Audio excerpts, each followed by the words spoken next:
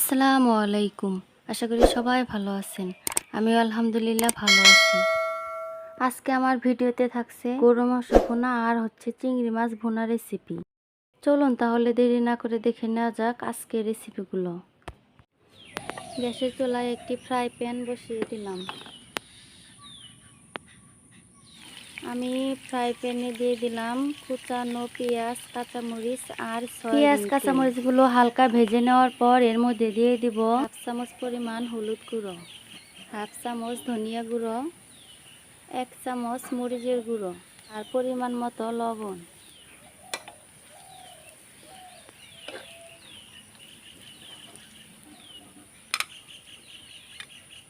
আর দিয়ে দিচ্ছি 1 চামচ পরিমাণ আদা রসুন বাটা। মশলাগুলো ভালোভাবে কষানোর জন্য আমি দিয়ে দিব অল্প পরিমাণ পানি।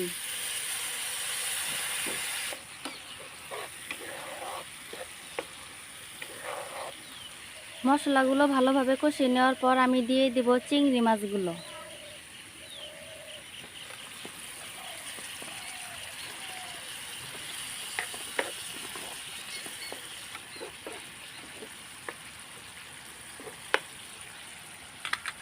চিংড়ি মাছগুলো কষিয়ে নিচ্ছি। এখন আমি চিংড়ি মাছ কষানোর জন্য একটি ঢাকনা দিয়ে ঢেকে দিলাম। চিংড়ি মাছ কষানো হতে হতে আমি অন্য একটি চুলায় গরু মাংস কষিয়ে নেব। গরু মাংস দেওয়ার আগে কিন্তু আমি এই মশলাগুলো ভালোভাবে কষিয়ে নিয়েছি। এখন আমি এই মশলার মধ্যে দিয়ে দেব গরু মাংস।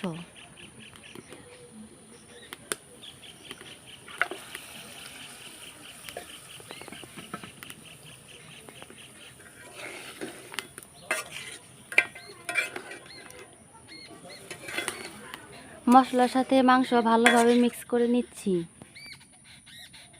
গরু মাংস ভালোভাবে কষিয়ে নেওয়ার জন্য আমি একটি ঢাকনা দিয়ে ঢেকে দিচ্ছি।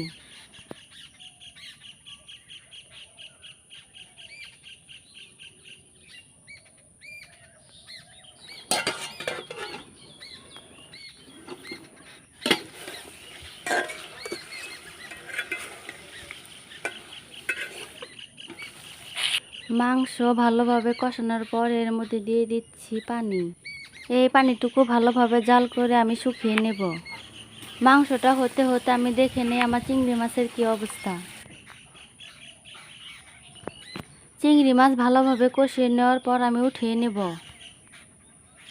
চিংড়ি মাছগুলো ভালোভাবে কষিয়ে নেওয়ার পর আমি উঠিয়ে নিলাম। এই মশলার মধ্যে আমি দিয়ে দিলাম কেটে রাখা দুটো আলু।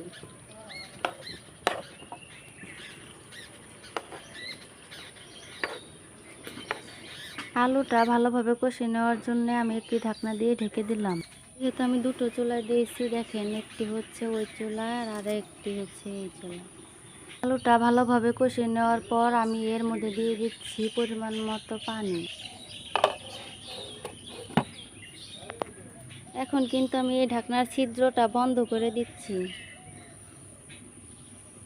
এখন আমি দিয়ে দিব কষানো চিংড়ি মাছগুলো।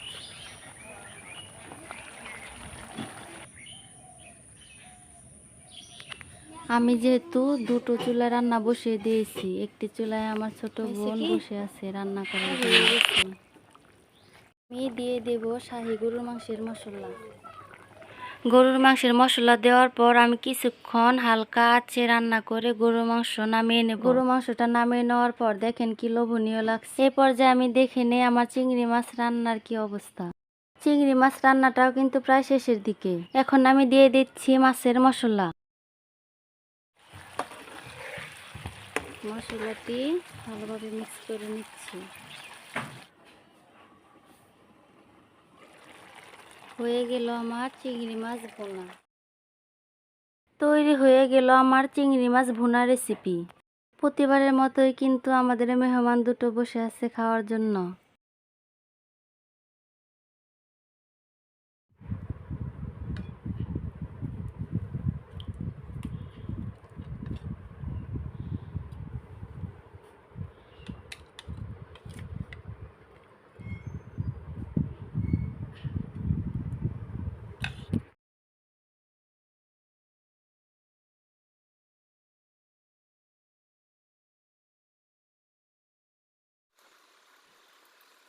ভিডিওটি ভালো লাগে লাইক শেয়ার ও সাবস্ক্রাইব করে দিবেন। ভিডিওতে কোনো মতামত থাকলে কমেন্টে জানিয়ে দিবেন।